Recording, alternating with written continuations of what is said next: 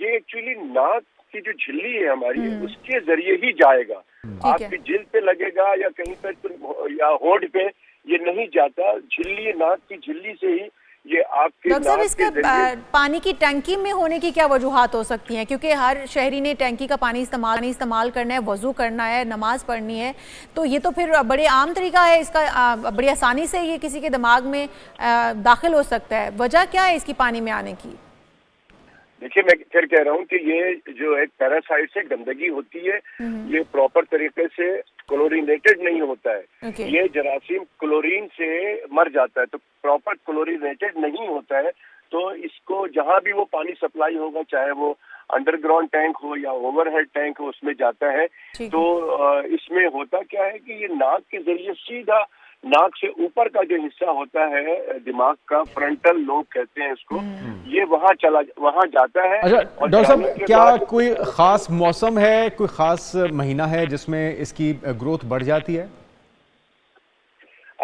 سچ کوئی ایسا مہینہ نہیں ہے. ہاں یہ ضرور ہے کہ ہم نے دیکھا ہے کہ یہ بہت زیادہ گرمی ہوتی ہے یا بارشوں کا موسم ہے تو اس میں چانسز زیادہ ہو سکتے ہیں، لیکن یہ کسی وقت بھی ہو سکتا ہے. اس میں کوئی اچھا، اس کی علامات پھر کیا ہوں گی ڈاکٹر صاحب؟ کس طرح سے پتہ چلے گا اور سنبھلنے کے لیے کتنا وقت ہوتا ہے پیشنٹ کے پاس؟ بالکل، یہ بہت امپورٹنٹ سوال ہے، اور اس سے زیادہ امپورٹنٹ سوال ہے کہ لوگوں کو کیا کرنا چاہیے اور سرکار کو کیا کرنا چاہیے. تو پہلے آپ کا سوال کا میں جواب دیتا ہوں کہ اس کے اندر جو ہے سب سے امپورٹنٹ چیز ہے کہ نارمل بخار ہوتا ہے، اور کبھی کبھار بہت تیز بخار ہوتا ہے، سر میں شدید درد ہوتا ہے.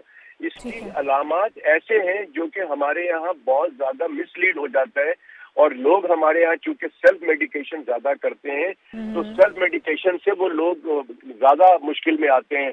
تو اگر کسی کو سر کا درد زیادہ ہے، اگر وہ نارمل کوئی پیراسیٹامول جس طرح کی چیزیں کھاتے رہتے ہیں لوگ، اگر سیٹل نہیں ہوتا ہے تو فوری طور پہ کوالیفائڈ ڈاکٹر جو اسپیشلسٹ ہوتے ہیں انہی کو دکھائیں.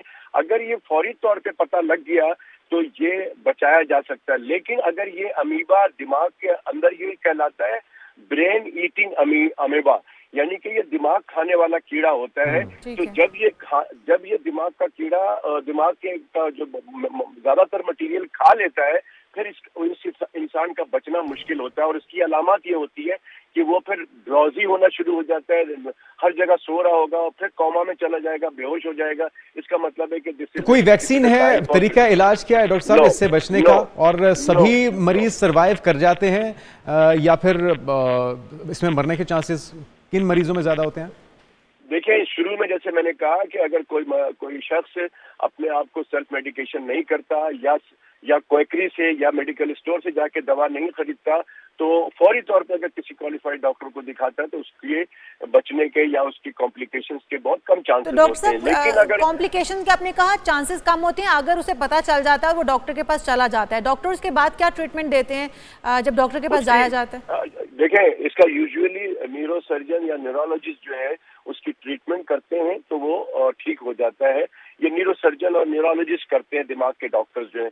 اس میں کوئی دماغ کے اسکین وغیرہ بھی کیے جاتے ہیں؟ اگر آپ کو پین زیادہ ہو رہی ہے، آپ اس کمپلین کے ساتھ گئے ہیں، بخار ہے آپ کو، اور آپ کے دماغ کے کوئی اسکین وغیرہ کیے جاتے ہیں جس سے پتہ چل جاتا ہے کہ یہ جراثیم آپ کے دماغ کے اندر انٹر ہو چکے ہیں؟ شروع میں ہاں، اسی لیے میں کہہ رہا ہوں کہ وہ جیسے ہی ڈاکٹر کے پاس جائیں گے دماغ کے، وہ اسکین کریں گے یا MRI کریں گے تو اس سے یہ پتہ چل جاتا ہے کہ یہ تو دماغ کھایا جا رہا ہے. تو اس کے بعد وہ ڈیپینڈ کرتا ہے کہ ڈاکٹر اسیس کرتا ہے کہ کتنا % دماغ کھا لیا گیا ہے، تو اسی حساب سے اس کی ٹریٹمنٹ ہو جاتی ہے. بچا کیسے جا سکتا ہے؟ آپ نے کہا کہ حکومتی سطح پر کیا کیا جانا چاہیے اور بچا کیسے جا سکتا ہے؟ بالکل دس از این امپورٹنٹ کوشچن. اس کا جواب یہ ہے کہ حکومت کو چاہیے کہ صرف اور صرف کلورینیٹڈ واٹر سپلائی کریں. ہمارے یہاں سسٹم بالکل نہیں ہے.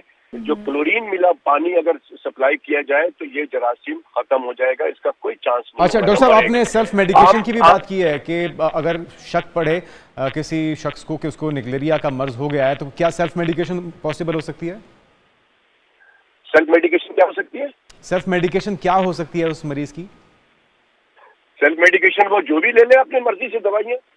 سیلف میڈیکیشن کا تو کوئی ہے ہی نہیں نا. سیلف میڈیکیشن میں ہمیشہ منع کرتا ہوں کہ اگر آپ رات میں کسی کو سر کا درد ہو رہا ہے، آپ منع کر رہے ہیں کہ سیلف میڈیکیشن نہیں کرنی چاہیے، فوری ڈاکٹر سے رابطہ کریں.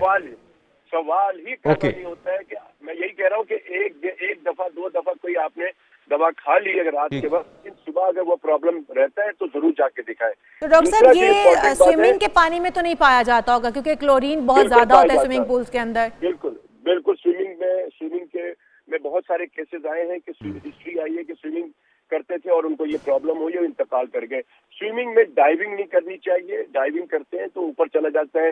लोग जो नहाते हैं उनको चाहिए कि नाक के अंदर उंगली ना डालें, बार बार जो है पानी के साथ उंगली डालते हैं तो उससे उसके। लेकिन डॉक्टर साहब जिसने वुजू करना है उसके लिए तो फिर जरूरी है कि आप नाक में पानी डालें। बिल्कुल आप वो डालें, लेकिन फिर वो मसला तो रहेगा, लेकिन एहतियात करें उसके हर चीज का। लेकिन डॉक्टर साहब स्विमिंग पूल के पानी के अंदर हम देखें क्लोरीन की मिकदार बहुत ज्यादा होती है। आपने कहा क्लोरीन अगर डाली जाए तो उससे ये मर जाते हैं। नहीं बिल्कुल मैं कह रहा हूँ, लेकिन आप कैसे कह सकती हैं कि ये जो क्लोरीन की तादाद ज्यादा होती है ये हर जगह पे होती है? बहुत सी जगहों पे क्लोरीन की तादाद कम होती है, नाम के होते हैं, इसीलिए उसमें से केसेस आए हैं। और दूसरी बात ये है कि सबसे इम्पोर्टेंट मैसेज आपके जरिए देना चाहता हूँ कि देखिए अपने घर के अंडरग्राउंड टैंक में 3000 गैलन का अगर पानी आपका है टैंक, तो उसमें कम से कम 3 टैबलेट क्लोरीन की आती है, बाकी दिखती है, 3 टैबलेट डाल दें। दूसरी बात ये है कि हर इदारा जितने भी, मैं चैलेंज से कह सकता हूँ, अस्पताल हो, ऑफिस हो, मस्जिद हो, कहीं पर भी पता नहीं सालों से टंकी नहीं धुलती है।